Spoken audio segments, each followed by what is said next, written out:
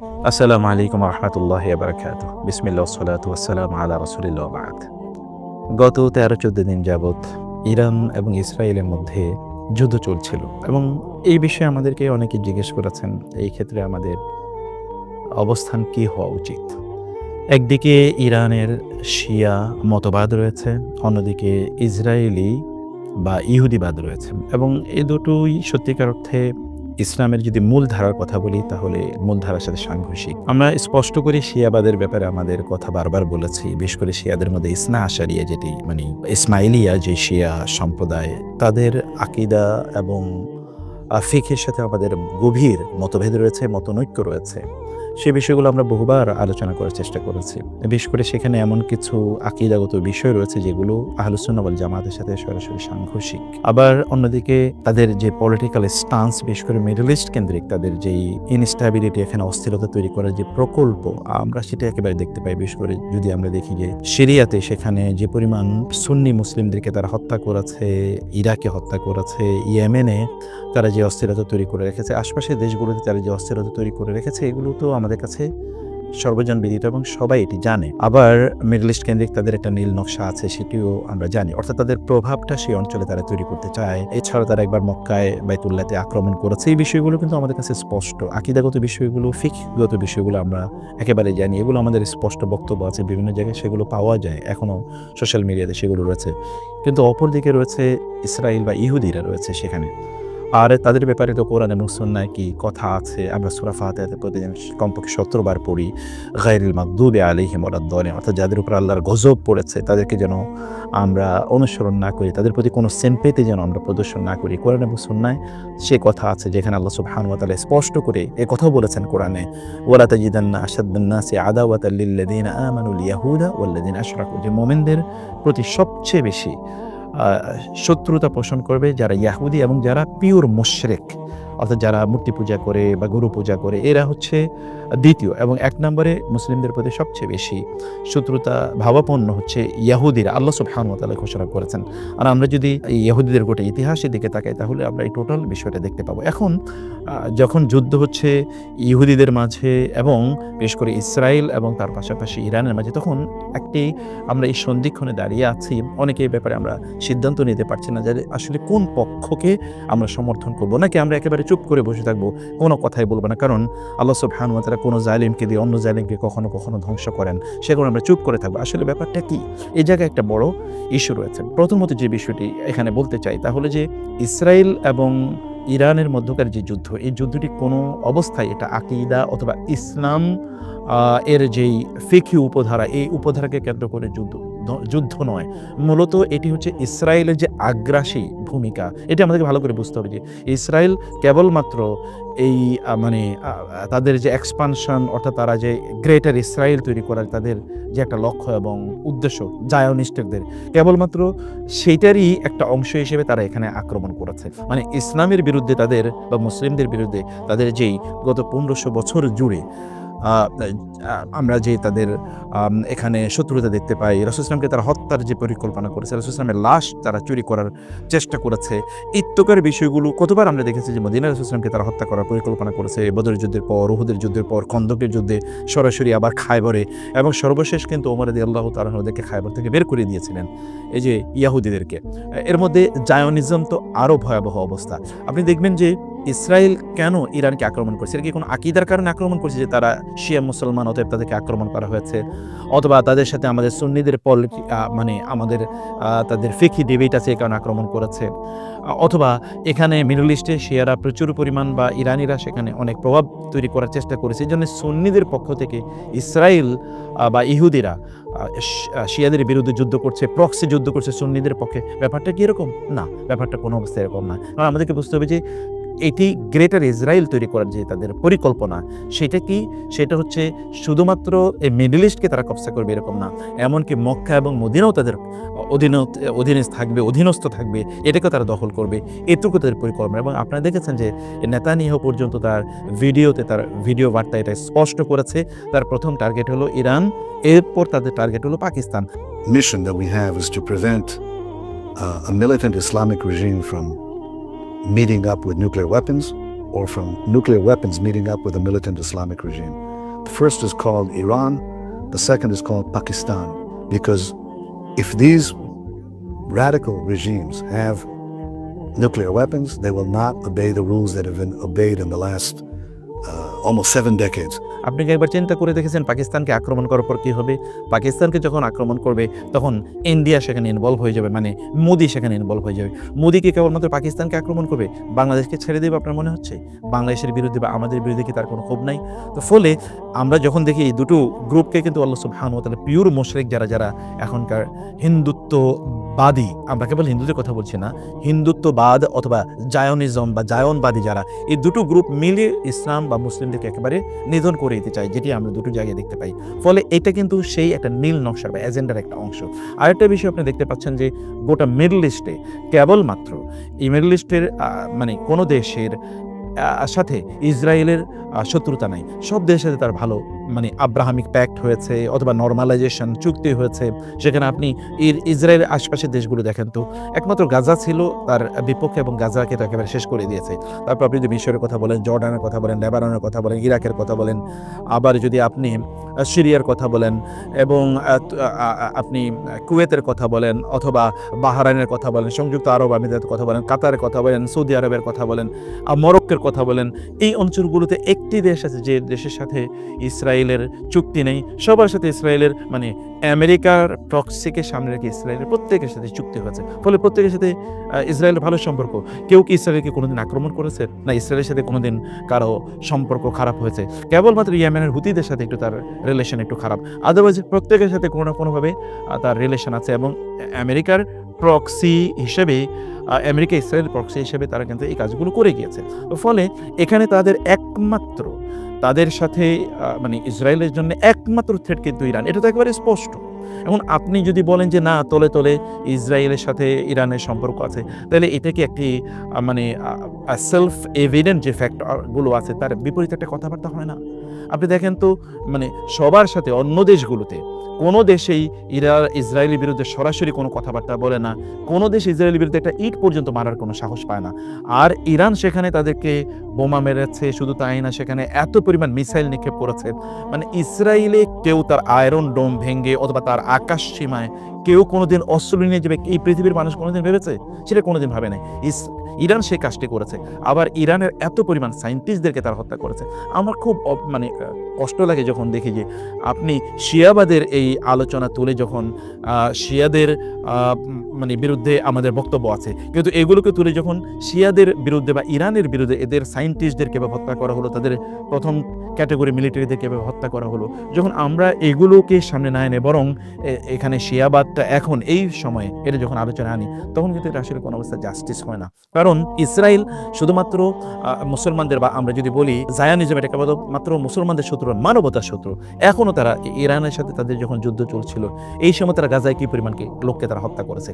শুধু কি তাই, আপনি দেখেন যে এখানে মানুষ খাদ্যের জন্য লাইন ধরে আছে, ওরাই খাদ্য দিচ্ছে, তথাকথিত গাজা হিউম্যানিটেরিয়ান ফাউন্ডেশন নাম দিয়ে তারা নিজেরা দিচ্ছে। তারপরে ওইখানে যাই তারা দিচ্ছে, যেখানে কত লক্ষ, 5 লক্ষ 10 লক্ষ লোক আছে, সেখানে হয়তো তারা খাবার দিয়েছে হচ্ছে 2-4 হাজার লোকের জন্য। তারপরেও সেখানে তারা ওই লাইন ধরা লোকদেরকে তারা গুলি করে হত্যা করে। মানব জাতির ইতিহাসে এরকম ঘটনা কোথাও আছে? এইরকম একটা জায়নিস্ট, এইরকম একটা সন্ত্রাসী আগ্রাসী রাষ্ট্রের পক্ষে সেম্পেদি যায় এমন শব্দ একজন মুসলিম কেউ উচ্চারণ করতে পারে? এই প্রেক্ষাপটে আমাদেরকে বুঝতে হবে যে এই প্রেক্ষাপটে আমাদের পক্ষ থেকে মূলত যুদ্ধটা চালিয়ে যাচ্ছে ইরান। এখন অনেকে বলবেন যে এটা আমাদের মুসলমানদের লাভ কি? ইসরায়েল না থাকাই মুসলমানদের জন্য বড় লাভ। ইসরায়েলের অস্তিত্ব না থাকে এটা মুসলমানদের বড় লাভ। কারণ কি? কারণ হচ্ছে আপনি ইসরায়েল, এই অঞ্চলটা কাদের? এটা মুসলমানদের অঞ্চল। এটা গত 1500 বছর জুড়ে এটা মুসলমানদের অঞ্চল। এবং ইহুদিরা এখান থেকে সেই কবে, সেই ঈসা আলাইহিস সালাতু ওয়াস সালামকে হত্যার তাদের ঘোষণা মতে তারা হত্যা করেছে, এগুলো তো আমরা জানি। তো সেই বিশ্বাসে ইহুদিরা ঈসা আলাইহিস সালামকে হত্যার যে পরিকল্পনা করেছে, এরপরে যখন রোমান অঞ্চলটা দখল করে, এরপরে তো ইহুদিরা ওইখানে নাই। অতএব তারা 2000 বছর পর্যন্ত এখানে নেই। এই জায়গায় তারা ক্লেম করে কীভাবে? এটা ক্লেম করার কোনো সুযোগ নেই। আবার এদেরকে এখানে এনে জোর করে করা হলো, মুসলমানদের বসতিগুলো তারা উৎখাত করে দিল, মুসলমানদেরকে তারা নির্বিচারে হত্যা করলো, এখনও তারা হত্যা করে যাচ্ছে। তাহলে এদের পক্ষে আপনার একটা শব্দ যায়, এটা কি কোনো মুসলমান কোনোভাবে উচ্চারণ করতে পারে? কোনোভাবে উচ্চারণ করতে পারে। সেক্ষেত্রে আপনি ইরান এখানে তারা আকিদাগত অথবা তারা ফিকিগত তারা ভ্রান্তির মধ্যে আছে, এই অবস্থা তুলে ধরে এখন তো এই আলোচনা করার সময় না। এখন বরং আমরা বিনাশ কামনা করি, প্রত্যেকটা মানে ইট বালি এমনকি কেউ যদি একটা পাথর নিক্ষেপ করে এই জায়নিস্টদের বিরুদ্ধে, তাহলে সেখানে আমাদের উল্লাস প্রকাশ করা উচিত। এখন অনেকেই এই কথা বলতে পারেন যে এতে কেবলমাত্র ইরানের লাভ হবে, তাদের এখানে প্রভাব তৈরি হতে পারে, তাদের ইরানের লাভ হবে। আমরা সেই আলোচনায় কেন যাই? ওইখানে আলোচনা তো মৌলিকভাবে হচ্ছে ইসরায়েলের এখানে আমরা ধ্বংস কামনা করি। আপনি দেখুন ইসরায়েলে ইরান যতটুকু করেছে এটা গোটা আরব বিশ্বজুড়ে কি তা করতে পেরেছে? এমন কিছু শব্দ তার হয়তো বা ডিপ্লোম্যাটিক্যালি কিছু কথাবার্তা বলে, যে সকল কথাবার্তাগুলোর মানে কোনো বড় ধরনের কোনো ইম্প্যাক্ট নাই। আর আমরা সর্বশেষ দেখি বরং ইরানই কেবলমাত্র এই অঞ্চলে, যদি আমরা বলি ইরানই কেবলমাত্র আমেরিকার কোনো ঘাঁটি নাই, আর প্রত্যেকটা দেশে তো আমেরিকার ঘাঁটি আছে, তাহলে আমেরিকার সাথে বা ইসরায়েলের প্রক্সি হিসাবে ইসরায়েলের সাথে সম্পর্ক তো সবারই ভালো, শুধুমাত্র ইরানের ভালো না। অতএব তলে তলে তার সাথে সম্পর্ক সব আগে জানিয়ে দিয়েছে। এই সকল কথাবার্তা কি কোনোটাই ধোপে টেকে? তাদের এত মানুষকে হত্যা করা হলো, আর আপনি দেখেন ইসরায়েল থেকে এখন লক্ষ লক্ষ লোক, এর মধ্যে 5-6 লক্ষ লোক তারা পালিয়েছে। এবং আমার বিশ্বাস যে ইসরায়েলে ইরান যেই আক্রমণ করে ওদের মধ্যে যে ভীতি সঞ্চার করে দিয়েছে, কোনো এক সময় ইনশাআল্লাহ এটাই একটা ইম্প্যাক্ট তৈরি করবে যে ইসরায়েল এর লোকেরা এখান থেকে পালিয়ে যাবে। আরেকটা বিষয় হচ্ছে যে ইসরায়েলে কিন্তু পৃথিবীর সবচেয়ে বড় বড় টেক জায়ান্ট যারা আছে, বড় বড় টেকনোলজির যে কোম্পানিগুলো আছে, মাইক্রোসফট থেকে শুরু করে সকল বড় কোম্পানিগুলোর কিন্তু মানে এখানে বিশাল ইনভেস্টমেন্ট, বিলিয়ন আর ট্রিলিয়নস অফ ডলার্স ইনভেস্টমেন্ট, এইসব ইনভেস্টমেন্ট কিন্তু এখান থেকে চলে যাবে।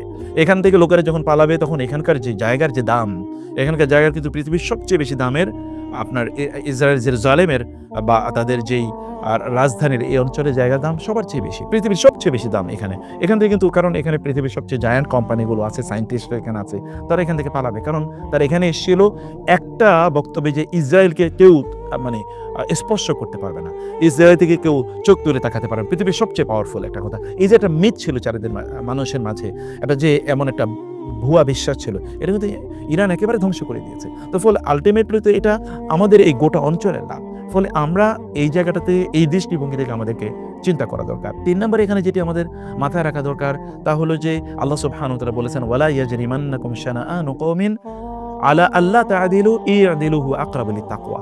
রাসূল ইসলামকে মক্কার কুরাইশরা 5 বার হত্যা করতে চেয়েছে, তারপরেও তাদের প্রতি যেন কোনোভাবে মুসলমানরা শত্রুতা মানে অন্যায় কোনো শত্রুতা পোষণ না করে, এই কারণে আল্লাহ সুবহানাহু ওয়া তাআলা এই আয়াতটি নাজিল করেছেন যে তাদের প্রতি তোমাদের যে বিদ্বেষ আছে, এই বিদ্বেষ যেন বা তাদের সাথে তোমাদের শত্রুতা আছে, শত্রুতা যেন তাদের প্রতি ইনসাফ করতে তোমাদেরকে বাধা না দেয় বা বিরত না রাখে। তো এটা যদি রাসূলকে হত্যা করার পরিকল্পনাটা কি সাধারণ কোনো কথা হলো? এত তো সত্ত্বেও যদি মক্কার সেই আগ্রাসী কাফের ও মুশরিকদের সাথেও আল্লাহ সুবহানাহু ওয়া তাআলা আমাদেরকে উত্তম ন্যায় বিচার করতে নির্দেশ প্রদান করে থাকেন, তাইলে এখানে এই ইরানিদের মধ্যে যারা শিয়া অথবা যারা ইসনা আশারিয়া ইসমাইলিয়া যারা আছে, যারা খুব ভয়াবহভাবে এমন কিছু আকীদা লালন করে যেগুলো আমাদের আহলুস সুন্নাহ ওয়াল জামাতের সাথে সাংঘর্ষিক, আমরা কিভাবে এই ও সেই ইস্যুকে কেন্দ্র করে তাদের প্রতি আমরা জুলুম করি বা তাদের প্রতি ন্যায় বিচার না করি? এখানে তো মূল ইস্যুটা হলো বর্তমান যুদ্ধের প্রেক্ষাপট। এই যুদ্ধের প্রেক্ষাপটটা কি আমাদেরকে বুঝতে হবে। অনেকে এই কথাও বলতে পারেন যে গাজায় যখন আক্রমণ করেছে তখন ইরান কেন আক্রমণ করলো না? ইরান কেন আক্রমণ করলো না এই প্রশ্নের আগে কি আমরা বলতে পারি না গোটা মিডল ইস্ট কেন একটা কথা বলতে পারলো না? আপনাদের কি এই কথা আমাদের মাথায় কি একবার এসে যখন ডোনাল্ড ট্রাম্প মিডল ইস্টে যখন সফরে আসলো, মিডল ইস্টের কে এটা স্পষ্ট করে বলেছে যে গাজায় এই যুদ্ধ বন্ধ করতে হবে? বরং আমরা দেখেছি ট্রিলিয়নস অফ ডলার সেখানে তার প্রতি ইনভেস্ট করা হয়েছে, তাকে বিশাল বড় বিমান উপহার দেওয়া হয়েছে, এটা তো আপনারা দেখেছেন। শুধু কি তাই, সেখানে মুসলিম নারীরা তাদের মাথাগুলো ঝুলিয়ে তাদের চুলগুলো উন্মুক্ত করে এখানে যুবতী নারীরা, সুন্দরী নারীরা, মেয়েরা তারা কিভাবে তাকে স্বাগত জানিয়েছে। এটা যদি মুসলমানদের সামান্যতম পার্সোনালিটি থাকে, মুসলমানদের যদি একটু গায়রত থাকে, তাহলে এটা কোনো মুসলমান কিভাবে মেনে নিতে পারে? আবার মুসলিম সেখানকার রাজা বাদশাদের সামনে মুসলিম নারীরা ডোনাল্ড ট্রাম্পের মতো এরকম একটা উম্মাদের সাথে হ্যান্ডশেক করেছে, এটা কিভাবে মুসলমানরা গ্রহণ করে বা মেনে নেয় মুসলমানরা? অথবা এই আলোচনা তো একেবারেই নাই। কেন আপনি বারবার ইরানকে সেখানে টেনে নিয়ে আসছেন যে ইরান এটা করে নাই, ওইটা করে নাই? তো ইরান গাজায় কেন, গাজার বিপরীতে কেন ইসরায়েল আক্রমণ করলো না? অন্যরা কেন আক্রমণ করলো সে ইস্যুকে আসে না? অথবা অন্যান্যরা কেন সেখানে আমেরিকার ঘাঁটি কেন সেখানে থাকতে দিল? এই ঘাঁটির বিরুদ্ধে কি তারা কোনো কথা বলবে না? অথবা 67-এ সেই 1967 সনে যখন আরব বিশ্ব যুদ্ধ করে পরাজিত হলো, তারপর থেকে আরবরা কেন শক্তিশালী হলো না বা শক্তিশালী করলো না তাদের নিজেদেরকে? তারা কেন অস্ত্রে শস্ত্রে তাদের নিজেকে বা পারমাণবিক সেই শক্তির অধিকারী কেন তারা হলো না? তাদের কি টাকা পয়সা ছিল না? তাদের কি ট্রিলিয়ন্স অফ ডলার্স আমেরিকার ব্যাংকে তাদের নাই? তাদের এত টাকা পয়সা মুসলমানদের এই যে আমরা যে পেট্রো ডলার বলি, পেট্রো ডলার মানে কি? গোটা আমেরিকার অর্থনীতিকে বা ডলারের অর্থনীতিকে তো চাঙ্গা রেখেছে আরবদের টাকা। মানে পেট্রো ডলার মানে কি? অর্থাৎ পেট্রোলিয়াম অর্থাৎ তেল বিক্রি হবে ডলারের বিনিময়ে। অর্থাৎ ডলারের বিনিময়ে তেল বিক্রি হওয়ার কারণে আপনি তেল কেনার জন্য ডলারকে আপনার রিজার্ভ হিসেবে রাখতে হবে। আপনি বাংলাদেশ সহ সারা পৃথিবীতে তেলের কিনতে হবে, যেহেতু ডলারের বিনিময়ে অন্য কোনো টাকায় অন্য কোনো কারেন্সিতে তেল কেনা যাবে না। অতএব মানুষ তেল ছাড়াতেও ইন্ডাস্ট্রি বন্ধ, কলকারখানা গাড়ি ঘোড়া বন্ধ এবং সেখানে মানে বিদ্যুৎ বন্ধ, ফলে তেল কেনার জন্য তাকে ডলার দিতে হবে। আর এই কারণে গোটা পৃথিবী ডলার তারা রিজার্ভ হিসেবে তারা রেখেছে তাদের কেন্দ্রীয় ব্যাংকগুলোতে। কেন আরব বিশ্ব ডলার থেকে বের হতে পারে না? কেন তার সাথে এই চুক্তি করতে হবে? আমেরিকা ছাড়া কি আরব বিশ্বে চলে না? এই প্রশ্নকে আমাদের মাথায় আসবে না, বা এই প্রশ্নকে আমরা কোনোদিন তুলেছে কিনা? আমরা বলছি এই প্রশ্ন তুলেই লাভ কি? আসলে আমরা কি আরব বিশ্বকে নিয়ন্ত্রণ করি? কেউ হয়তো বলতে পারেন আরব বিশ্বে কোটি কোটি বাংলাদেশিরা চাকরি করে, অথবা মুসলমানরা সেখানে থাকে, অতএব সেগুলো অক্ষত থাকে। এটা ভালো কথা, খুবই সত্য কথা। আমরা তো সবই তাহলে দুনিয়ার কথাই বললাম। তাহলে ওরা আকীদার ইস্যু, আমাদের সামনে কেবলমাত্র দুনিয়া। তাহলে তো প্রবলেম তো আমাদের দুই জায়গায় আছে। আমরা কেন একটা জায়গায় কেবল এখানে আঘাত করি? আমরা আবার বলছি, স্পষ্ট করি, ইরানের যে শিয়াবাদ আছে এটার আমরা চরম বিরোধী। এই ব্যাপারে আমরা বহুবার কথা বলেছি। এবং এখন যে যুদ্ধ হচ্ছে, এই যুদ্ধে ইরানিদের প্রতি মানুষের বেড়ে যেতে পারে। এখানে একটা বড় রিস্ক ফ্যাক্টর রয়েছে যে ইরান এখন তো আসল বিজয়ী। আপনি মেনে নেন বা না মেনে নেন, এই যুদ্ধে অবশ্যই ইরান বিজয়ী হয়েছে। কারণ ডোনাল্ড ট্রাম্পের মতো ব্যক্তি মাথা নত করতে হয়েছে। মানে তারা এখানকার পারমাণবিক যে 3টি তাদের স্থাপনা আছে এখানে তারা আক্রমণ করেছে বলে আক্রমণ কিছুই হয় না। তাইলে তাদের যেই ইউরেনিয়াম যেগুলো আছে অথবা এগুলোর তাদের তেজস্ক্রিয়তা ছড়িয়ে পড়ে কিন্তু বহুত মানে কাহিনী হওয়ার কথা, কিন্তু আমরা কিছুই জানি না। ফলে তারা ডেভেলপ করুক, বরং মুসলিম দেশগুলোর পারমাণবিক শক্তি তাদের থাকুক, সেটি আমরা বলি। আরেকটা ইস্যু যখন আমরা বলি যে ইরানিদের তাদের যে শিয়াবাদের কথা যখন আমরা বলি, মুসলিম বিশ্বের অধিকাংশ আলেমরাই শিয়াবাদের মধ্যে কবিরা গুনার তারা গন্ধ পান। যেমন সাহাবায়ে কেরামদেরকে গালিগালাজ করা, আয়েশা রাদিয়াল্লাহু তাআলা আনহাকে নিয়ে বিভিন্ন কথাবার্তা বলা, যদিও এগুলো এখন যে শিয়ার যে খোমেনি অথবা অন্যান্য যে সকল পলিটিক্যাল লিডারশিপ আছে বা তাদের যে ধর্মীয় নেতৃবৃন্দ আছে তারা কিন্তু এগুলোকে অনেককেই অস্বীকার করছেন বা এগুলোকে তারা কাটছাট করে দিয়েছেন। এগুলোকে তারা বুঝতে পেরেছেন যে তারা ভুল। এগুলো তাদের অন রেকর্ড এরকম অনেক বক্তব্য আছে, তাদের বইপত্রের বিভিন্ন কথাবার্তা আছে। কিন্তু আমাদেরকে মনে রাখতে হবে যে সাধারণ মানুষকে এটা বুঝে। আমাদের দেশের সাধারণ মানুষ কতজন আকীদা আসলে বুঝে? এখানে আসলে অনুসরণ করে কাদেরকে? মানে যারা ধর্মীয় নেতৃবৃন্দ তাদেরকে অনুসরণ করে। তো এখানে প্রবলেম থাকবে ধর্মীয় নেতৃবৃন্দের প্রবলেম। সাধারণ মানুষের প্রবলেম কোথায়? এখানে সাধারণ মানুষের প্রবলেম না। কিন্তু এর বিপরীতে যদি আপনি বলতে পারেন তাহলে ইসরায়েলেরও তো সাধারণ মানুষ আছে। নো, এটা আমাদেরকে বুঝতে হবে যে ইসরায়েলের সাধারণ মানুষরা এরকম না, বরং ওইখানকার প্রত্যেকটা লোক জায়নিস্ট। যারা ইসরায়েলের বাইরে বসবাস করে এদের মধ্যে কিছু ভালো ইহুদি আছে, কিন্তু এর মধ্যে আর এমনি তো আল্লাহ সুবহানাহু ওয়া তাআলা ভালো মন্দ সকলকে আল্লাহ তাআলা বলেছেন গায়র আল মাগদুব আলাইহিম ওয়া বাউ বিগাদাবিন আলা গাদাব, গজবের উপর গজব আল্লাহ তাআলা এদের উপর নাজিল করেছেন। সূরা বাকারার অধিকাংশ অংশই এই ইহুদিদের বিভিন্ন চরিত্র নিয়ে আলোচনা হয়েছে। রাসূলুল্লাহ সাল্লাল্লাহু আলাইহি ওয়াসাল্লামকে হত্যার কতবার তারা পরিকল্পনা করেছে, রাসূলের লাশ তারা চুরি করতে চেয়েছে, এতগুলো ঘটনা ঘটেছে। আর ইসরায়েলে যারা এখনো বসবাস করে সবাই জায়নিস্ট, এবং এই জায়নিস্টরা যখন মুসলমানদেরকে হত্যা করা হয় তখন তারা উল্লাস করে, তারা আনন্দ করে। মুসলমানদের লাশগুলোর ছবি সামনে রেখে তারা খায়, মিম তারা তৈরি করে। এগুলো আপনার সোশ্যাল মিডিয়াতে অথবা টিকটকে ইত্যাদি জায়গায় এগুলো কিন্তু ব্যাপক পরিমাণে আমরা ভাইরাল অবস্থা দেখতে পাই। আমেরিকা সহ গোটা পৃথিবীতে এই জায়নিস্টদের বিরুদ্ধে, ইসরায়েলিদের বিরুদ্ধে বিভিন্ন বক্তব্য দিয়ে যাচ্ছে। এমনকি ইহুদি রাবাই যারা ইসরায়েলি বাহিরে বসবাস করে তারাও পর্যন্ত এই ইসরায়েলি বর্বরতার বিরুদ্ধে, এই জায়নিজমের বর্বরতার বিরুদ্ধে তারাও কিন্তু সরব। কিন্তু আমরা সে কথা কেন বলতে পারবো না? আমরা কেবল ওই আলোচনা যখন আছে তখনই কেবল শিয়াবাদের আলোচনা কেন আসে? ইহুদিদের আলোচনার বাইরে কি শিয়াবাদের আলোচনা নাই? নিশ্চয়ই শিয়াবাদের আলোচনা আছে। আমরা অবশ্যই এই জায়গায় এখন যে পলিটিক্যাল ল্যান্ডস্কেপ, মনে রাখতে হবে যে এখানে কেবলমাত্র ইরানি ফ্যাক্টর না, এটা মিডল ইস্ট এটা ফ্যাক্টর। আপনি বলেন তো, এই ইসরায়েলের বিপক্ষে প্রকাশ্যে হোক গোপনে হোক, আপনি ইরানিরা ছাড়া আর কারা আছে বা ইরান ছাড়া আর কারা আছে? কেউ তো নাই। আপনি বলবেন যে ইরান গোপনে গোপনে তার সাথে আঘাত করতে, তো প্রকাশ্যে তো কোম্পানি তার সাথে যুদ্ধ করেছে। তো আরবের একটা দেশ প্রকাশ্যে যুদ্ধ করুক, গোপনে কি করছে এটা তো আমরা সবাই জানি। তো প্রকাশ্যে একটা যে কোনো একটা দেশ যুদ্ধ করুক, তো তা তো করে না। এখন বলবেন যে তাইলে এখন যুদ্ধবিরতি যখন হচ্ছে তাইলে এখন গাজার প্রশ্নটা তুলুক। গাজার প্রশ্ন কেবল বারবার আমরা কেন ইরানকে এখানে সামনে নিয়ে আসি? আরব বিশ্বে কি কোনো কাজ নাই? আরব বিশ্বে কেবলমাত্র তাদের পেট্রোলিয়াম বিক্রি করে ডলারগুলো কেবল আমেরিকার ব্যাংকে তারা ইনভেস্ট করবে? তা তো সেটা তো আমরা দেখতে পাই না। আমরা তো বরং সেখানে এমন কিছু দেখতে পাই যে তারা যেভাবে গোটা আরব বিশ্বকে তারা যেভাবে সেকুলারাইজেশন করছে, এটা তো অস্বীকার করার কোনো জো নাই। আমরা মুখে কি বলছি না বলছি সেটা আমরা জানি, কিন্তু মহান আল্লাহ সুবহানাহু ওয়া তাআলা জানেন যে ভিতরে কি হচ্ছে। অতএব আমরা কেবলমাত্র যেন ওয়ান আইর বা ব্লাইন্ড আই নিয়ে যেন আমরা কথা না বলি। আমরা শিয়াবাদের ভয়াবহ বিরুদ্ধে আছি, কিন্তু এবং সেই ব্যাপারে আমাদের বক্তব্য আছে, মানুষ যেন শিয়া না হয়ে যায় সেক্ষেত্রেও আমাদেরকে সতর্ক থাকতে হবে। কিন্তু আমরা যখন কথা বলি তখন ইনসাফের সাথে কথা বলা দরকার। যখন এখানে আলোচনা আসবে এই যুদ্ধ নিয়ে, তখন এই যুদ্ধে এখানে কোনো অবস্থায় শিয়াবাদ এখানকার মূল ইস্যু নয়, মূল ইস্যু হলো ইসলাম। আপনি মুসলমান হলে ওরা কি কেবলমাত্র শিয়াদেরকে আক্রমণ করছে? ওরা কি আশপাশে যে সকল দেশগুলো আছে এই সকল দেশগুলোতে তারা কি আপনি যদি একবার চিন্তা করে দেখেন, হামাস কি শিয়া? হামাস তো সুন্নি। তাহলে সুন্নিদেরকে তারা হত্যা করে নাই? তারা কি সেখানে এরপরে আরব বিশ্ব যখন তাদের সাথে যুদ্ধ করেছে তখন কি তারা শিয়াদের বিরুদ্ধে যুদ্ধ করেছে? না, তারা গোটা মানে তাদের যে নীল নকশার পার্ট হিসেবে তারা এই কাজগুলো করেছে। আমরা সেই সকল অবস্থায় আমাদেরকে মনে রাখতে হবে যে এখানে ইরানে যারা বসবাস করছে তারা নামাজ পড়ে, তারা আল্লাহর কিতাব তারা তেলাওয়াত করে, তারা রাসূলুল্লাহ সাল্লাল্লাহু আলাইহি ওয়াসাল্লামের নামে তারা দুরূদ পড়ে, তাদের সেখানে আজান হয়, তাদের সেখানে মসজিদ আছে, সেখানে সালাত হয়, সেখানে তারা হজ করতে যায়, ইসলামের মৌলিক সকল কাজগুলো করে। আকীদার যে প্রশ্নগুলোতে তাদের সাথে বিভেদ আছে আহলুস সুন্নাহ ওয়াল জামাতের সাথে, আবার ফিকহের যে বিষয়গুলোতে বিভেদ আছে আহলুস সুন্নাহ ওয়াল জামাতের সাথে, এগুলো আমরা আলোচনায় রাখি, আর বাকিটা বিচারের দায়িত্ব আল্লাহ তাআলার কাছে ছেড়ে দিই। আমরা বিচার বা ফয়সালা করার কে, যে কারা জান্নাতি বা কারা জাহান্নামী? আমার নিজের ব্যাপারে কি আমি নিশ্চিত যে আমি জান্নাতি? আমার নিজের ব্যাপারে, আমার পিতামাতার ব্যাপারে কি আমি নিশ্চিত যে আমরা জান্নাতি? আল্লাহ সুবহানাহু ওয়া তাআলা আলটিমেট জাজমেন্ট আল্লাহর কাছে ছেড়ে দিই না। কিন্তু এখানে কোনোভাবেই যেন তাদের প্রতি আমাদের সিম্প্যাথি তৈরি না হয়। কিয়ামতের দিন যদি আল্লাহ সুবহানাহু ওয়া তাআলা বলেন তুমি একজন জালিমকে সাহায্য করেছো, অথবা তুমি একজন জালিমকে সমর্থন করেছো, তোমার ভাষায়, তোমার বক্তব্যে, তোমার আচরণে, তোমার বডি ল্যাঙ্গুয়েজে তার পক্ষে কিছু কথা গিয়েছে, তখন কি হবে? ওয়ালা তারকানু ইলাল্লাযিনা যালামু ফাতামাসসাকুমুন নার। আল্লাহ তাআলা তার রাসূলকে বলছেন যে মুসলিমদেরকে, সাহাবায়ে কেরামদেরকে লক্ষ্য করে বলছেন, যারা জুলুম করে তাদের প্রতি সামান্য ঝুঁকে যেও না, তাইলে তোমাদেরকে জাহান্নামের আগুন স্পর্শ করবে। ওরা তো জালিম, এই পৃথিবীর সবচেয়ে বড় জালিম।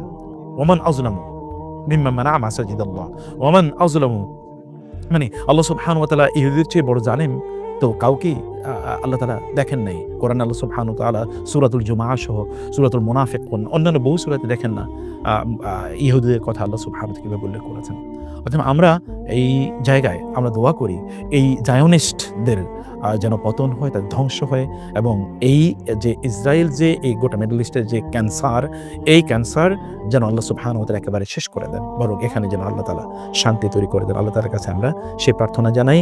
আল্লাহ সুবহানাহু ওয়া তাআলা আমাদেরকে বুঝার তৌফিক দান করুন। আল্লাহুম্মা আমিন।